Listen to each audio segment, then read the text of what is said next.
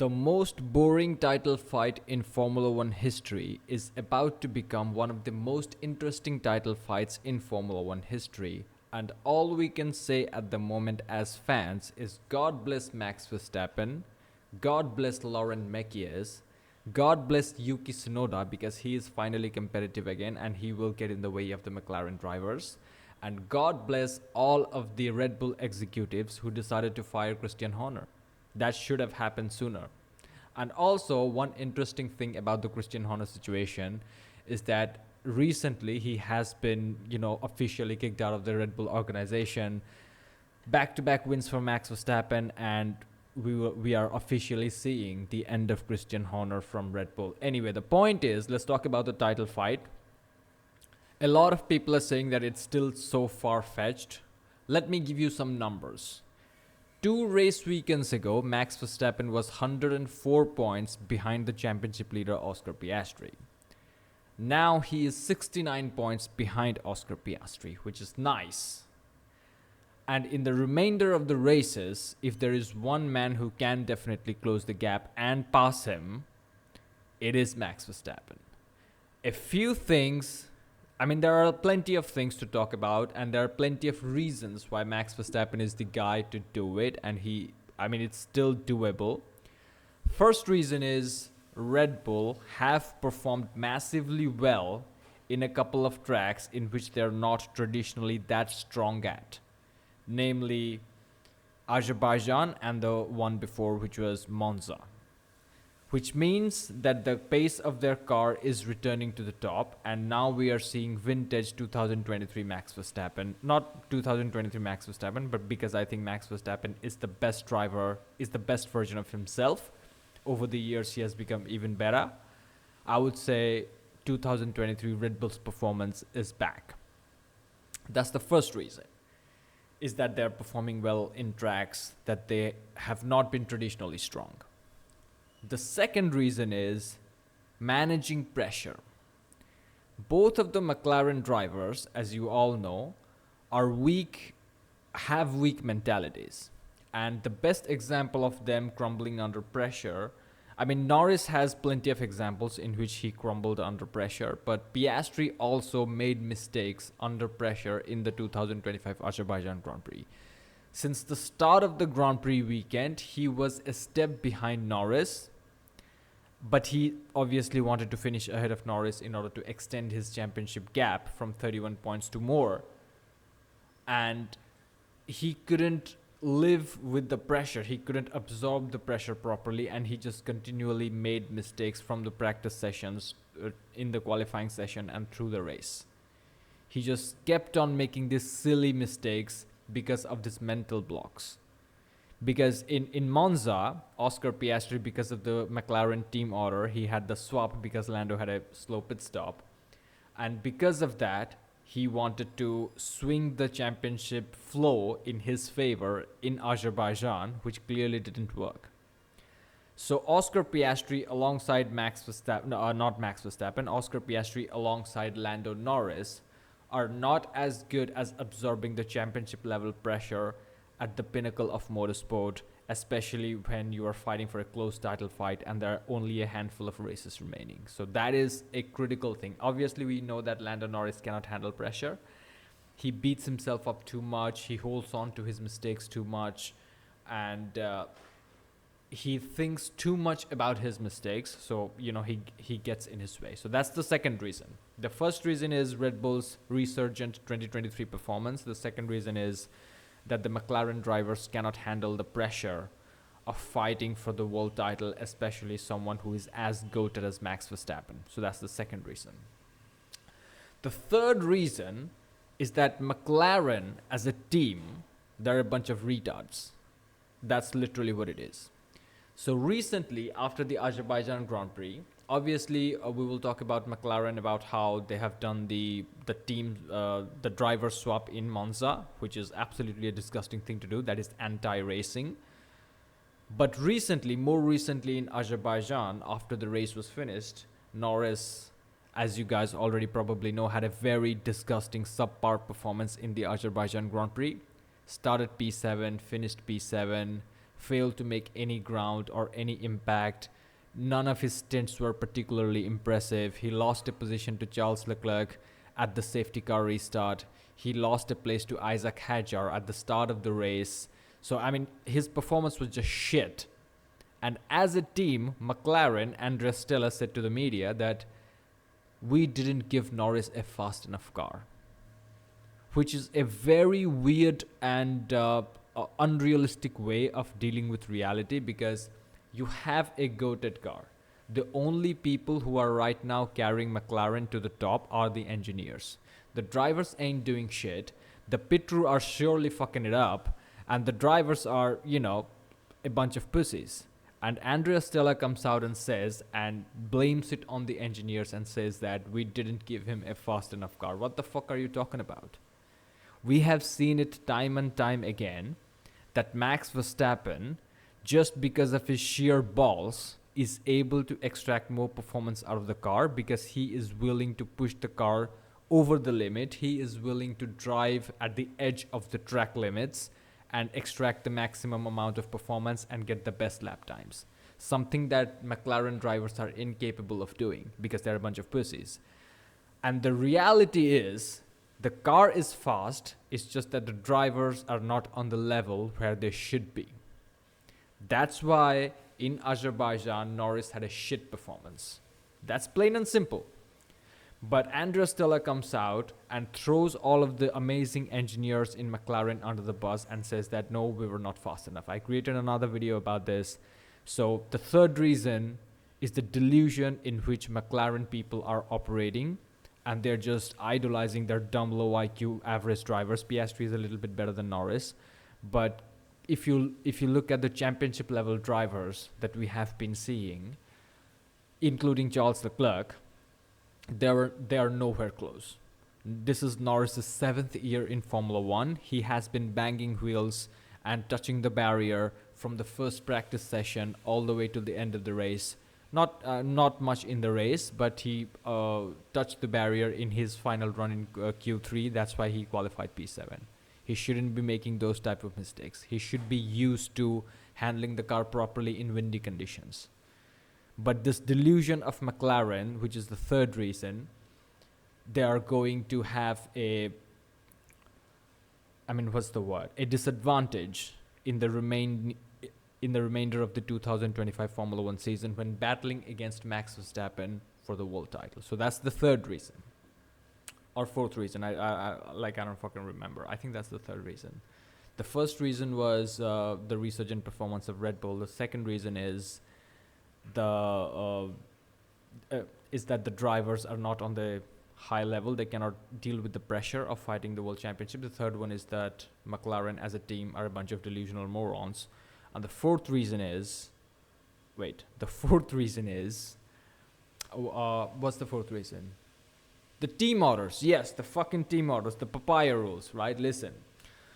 One of the primary reasons why this has been a most boring title fight is because McLaren have been pussifying their drivers, and that's why there is literally zero animosity between the two of them, Norris and Piastri, in the fight of the world title. And that's why the drive to win every race is not there. If Max Verstappen or Lewis Hamilton or Fernando Alonso or Sebastian Vettel would be fighting for a world championship, their goal would be to win every single race. That's how they approach their race weekends. Go into it, maximize the results, get the best out of it. Whereas Oscar Piastri and Lando Norris, their objective is, yes, maximizing, but they don't maximize, but their goal is to just beat their championship rival. Piastri said this in some interview. I remember after which race it was. But the papaya rules have mentally conditioned the drivers in such a way that their goal is not to go into a weekend and, improve the car, fine-tune the car, and go ahead and win it. Their goal is to just edge out their nearest championship rival, which is a very weird way to approach race weekends, especially if you're a driver who wants to win world titles. So that's the fourth reason why the McLaren people will have a disadvantage fighting against Max Verstappen. And the another thing is, in the upcoming races, there are plenty of races, and I think Singapore, the very next race, is going to be absolutely determinant on how the championship will happen. Right now, Verstappen is 69 points behind Piastri. I understand that this is not ideal. There are 7 races to go, a couple of sprint races in there. Mathematically, it's possible. A lot of people are saying that people who think that Verstappen will win the World Championship in 2025 are delusional. I disagree with them. It's not delusional. It's not coping. It's not hopium. It's not hope core. Verstappen can still win because all of the 4 reasons I just mentioned. And the determinant factor will be their performance in Singapore. Because again, just like Monza and Azerbaijan, Red Bull have traditionally struggled in Singapore in the recent years. It's not particularly their strong track. Yes, they have had successes before, like Sebastian Vettel, Adrian Newey era. But currently, in the recent years, if you look at it, even in 2023, which was Max Verstappen's season, he failed to win in Singapore. That year, Singapore's victory went to Carlos Sainz. The point that I'm trying to make is in Singapore, if Verstappen is fighting for the podium position or challenging for the win, challenging for the pole position, then it's very possible that Verstappen can win most of the remaining races. I'm not saying he will win in Singapore. I mean, if Verstappen wins in Singapore, then obviously it's slam dunk done, because Singapore is a high downforce circuit. There's a lot of braking zones, slow corners, high traction zones, and these are the areas in which the Red Bull struggles. They chew through their tires a bit more. Verstappen is phenomenal in managing his tires, by the way, so we will see how much of an advantage he can have that through his skill set. But at the same time, in Singapore, if he's just in contention for pole and he is in contention for the victory, then it is very likely that he will win the remaining of the races after that. And if he wins in Singapore, then I think the World Championship is basically Max Verstappen's. Now, on the other side, there are 7 races remaining, and the McLaren drivers can still fuck up, can still make mistakes. If you have to predict that between Norris, Piastri and Verstappen, who is more likely to put it in the wall in qualifying session, or who is more likely to have a crash in the race, or going to put it in the wall in the race, going to the gravel traps, make a fucked up strategy call, have a slow pit stop, which is something that McLaren are consistently doing with Norris. If you were to bet that who is going to have all of these problems, whether it is, reliability issues also, Norris had that reliability issue in Zandvoort. So who is more likely to have all of these fuck-ups, whether it is team orders, whether it is crashes, whether it is, finding the barriers, losing time, not pushing the car enough? It is the McLaren drivers. In the remaining 7 races, basically in terms of pure pace and racecraft and talent, Verstappen is levels above and beyond both of the McLaren drivers. So whenever someone says right now that Verstappen is 69 points behind, that's too big of a deficit to make up in 7 races, hold on, it's not that big of a deficit, because in the last 2 races, Max Verstappen has closed up 35 points. 35 fucking points. And Singapore is a track in which crashes happen. It really does. If you remember, I think the 2018 Formula One season, where Lewis Hamilton and Sebastian Vettel were fighting for their 5th world title. Going to Singapore, Lewis Hamilton was, I think, trailing in the championship standings. What happened is, I think it happened in 2017, I think. Anyway, in 2017 or 2018 Singapore, Sebastian Vettel and Kimi Raikkonen and Max Verstappen at the start of the race had a crash, which allowed Lewis Hamilton to get the lead and eventually win the race and make up significant ground in the title fight. Something like that can definitely happen in Singapore, and Red Bull drivers currently looking strong.